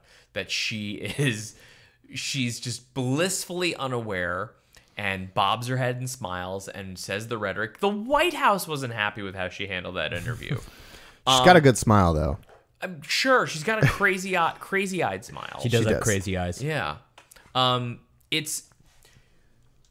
It was very strange seeing Trump pick his cabinet because it's people that rail against the very things that they're representing. You know, Which was definitely by design. Yeah. yeah, absolutely. Pruitt, who spoke out against the EPA, head of the EPA, and Betsy DeVos, who champions getting rid of public school, basically, in charge of education. He's like if you took Ron Swanson and like made him a dick. Yeah, Well, I would argue that Ron Swanson already is a dick. But he's if like you a make heart of him gold. like altruistically. nega Ron Swanson. Yeah. Yeah, Like Swan if you Ronson. flip Swan Ronson. So she doesn't like, here's the thing, she doesn't merit my time. Like, I don't waste time getting angry about her. But don't things that she does affect you in a way? Again, I'm private, but well, no, they still affect me. Yeah, they affect me. But it's kind of like balancing how much just stress you want to put on yourself by reading about someone who you Sure. can't change. And name one thing that's happened because of her. I mean, nothing at this Exactly. juncture. There are so few things that have actually been rolled out in this administration. The legacy is going to be, hopefully, knock on wood here, I hope I'm teaching a chapter on this in 20 years. Actually, I hope I'm not teaching in 20 years, but I hope I'm running a school. I hope the textbooks say in 20 years, this was a presidency, this was an administration that talked a lot and got nothing done. That spun the wheels. And I think that's what she is. I think she is just full of hot air. She doesn't merit or warrant my time getting angry. Do you think this administration is, and Josh and I have talked about this, and I said something the other day, and I was like, I believe, it's hard not to believe that there's going to be an American Revolution in some way, whether it's informationally, whether it's digitally, whether it's something like that. I think you're seeing it now. I think you're seeing it now. And that's what that's what Josh said. Josh felt like, the Trump presidency is an American revolution, but it's not the kind of revolution I guess I was hoping for as a person. Oh no, I was gonna say, but I'm saying I think the kids right now are the revolution. I think that, his coming into power was a reaction. It's far from a revolution. I think it's a reaction to, to change that was made under Obama. I think that scale tips a lot. I do think this was more extreme because I think people were more vehemently angry. I think also a lot of millennials were disillusioned and didn't get out to vote. They didn't get Bernie, so they didn't care. So they didn't give a shit. Exactly. Oh, that's the guy Killer Mike from Run the Jewels. Yeah, and I read something along the lines that there are a lot of millennials that were going to go out and vote Bernie voted Trump just because they were like, well, we're not going to vote. Yeah, out of spite. It wasn't. Or Jill Stein. Well, but some of it was out of spite. Some of it was out of wanting to change the system because Hillary was a bad candidate. Yeah, there's no getting around the fact that she was a bad candidate. I still stand by the fact that I think Bernie Sanders runs in that election. If he gets the Democratic nomination, he wins. I would super old, and it's kind of he's going to be near 80. He would be 81. I think he was 77 during the last election. But still, regardless. I hope if here's what I want. I want him to win, and I only want him to win so as he walks up to get sworn in, you hear the Curb music start. Bum, bum, that would be awesome. And Larry David's like, I don't even know what's going on. How's that cyborg technology coming along? I mean, he could definitely. I've seen Altered Carbon. I mean, that seems likely. I haven't seen that yet. It's a great show. Good. You should watch it. I should check it out. It's great. So I don't know. I think that you're gonna. They're really pushing right now. I think for Joe Kennedy to be on the ticket. In 2020. He's a young guy. Here's the problem, though. I think that is a person that is literally like Washington royalty. Mm-hmm. I think it's.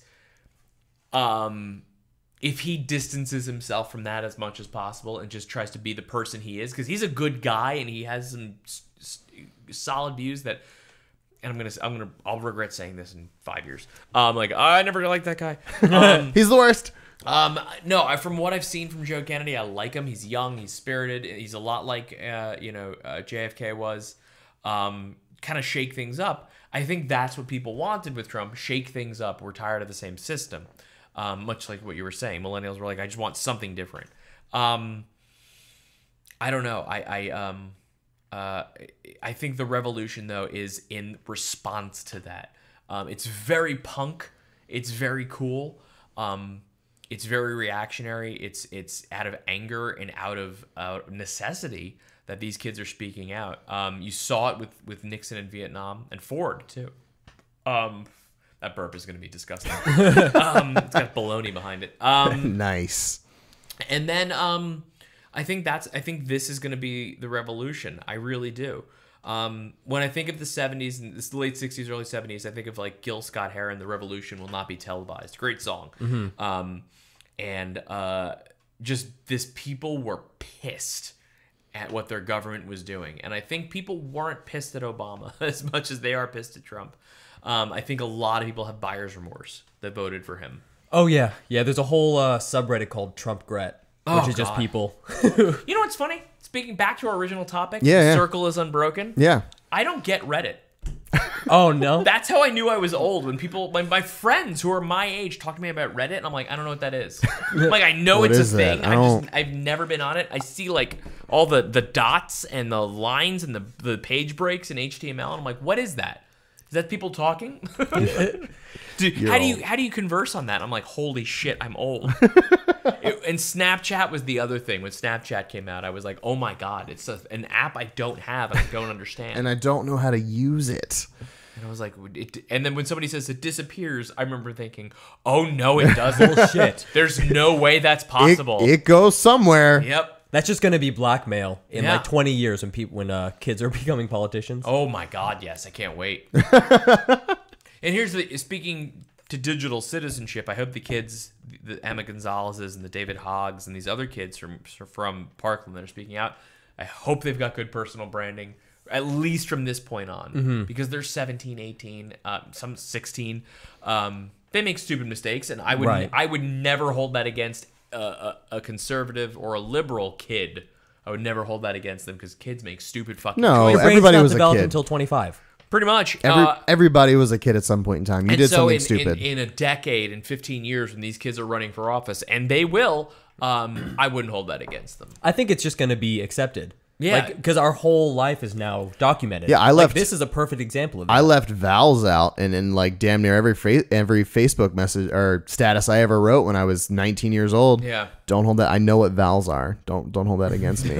Well, you have to be quick. Yeah, you know? exactly. It was saving characters, even though Facebook never was like, that's too much. Real quick tangent. Does that bother you, either of you, if you talk to someone and they type or text? Oh, I don't talk incorrectly? to those people. I stopped talking to I a girl stopped. once because she typed like she was in middle school. Yeah. Before I met my wife, I was on the dating sites, and I would just like be like hard pass. Yeah. When they would write a certain way, and If you can't speak right, I don't want to talk to you. You know, and I try and use good grammar when I text, and I will speak that way ironically, like as a yeah. joke.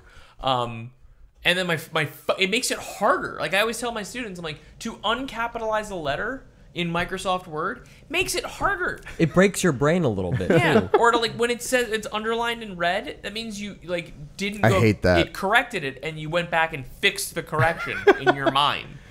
So I hate you're that. doing extra work. It makes me so mad. Anytime I see a red squiggle, I'm like, oh, this is the bane of my existence. Yeah. And I think that's a generational thing. I think a lot of kids today. Oh shit! I said kids today. It was bound to happen. There it is. Bound to happen. If Everyone we drank. had any more, it's Kids time for a drink. today.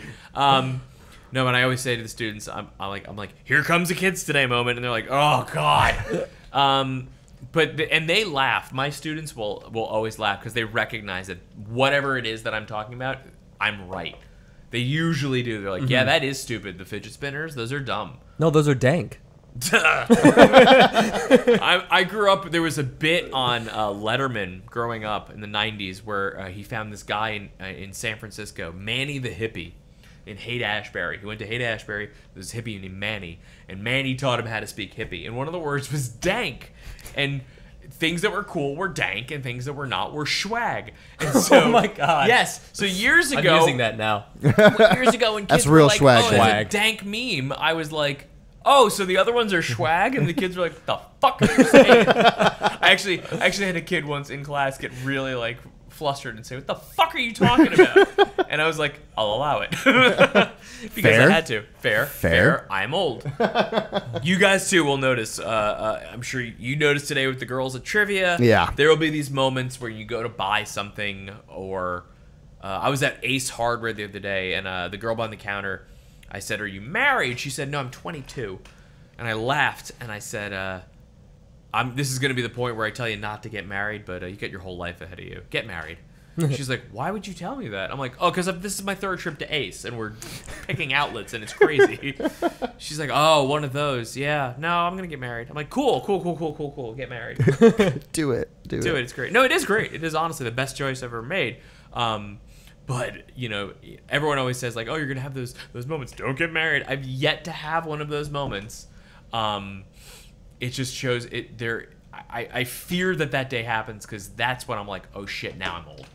When you have that moment. We finally got here. We got here. So, okay, last thing I want you to do Also, is World War II documentaries. When you start watching I love those. them. I love them. It means you're old. I watched those when I was 17. It means you're 45. I've secretly Pat been Oswalt has a 45. bit about that where he's like, oh my God, I'm 40. I like Rommel. I would like for you to end your segment here on the Junk Drawer Show Okay. on a positive. Okay. What is something that what's a bright spot you see for you moving forward, whether it's personally, whether it's politically, whether it's old, give us a positive. Again, there were 25,000 people today at the March for Our Lives. This was the second march I've been to. I went to one on I've been to a couple. One on science, one for women. I think there's a lot of motivated people in this country. You haven't seen that kind of motivation since the 60s.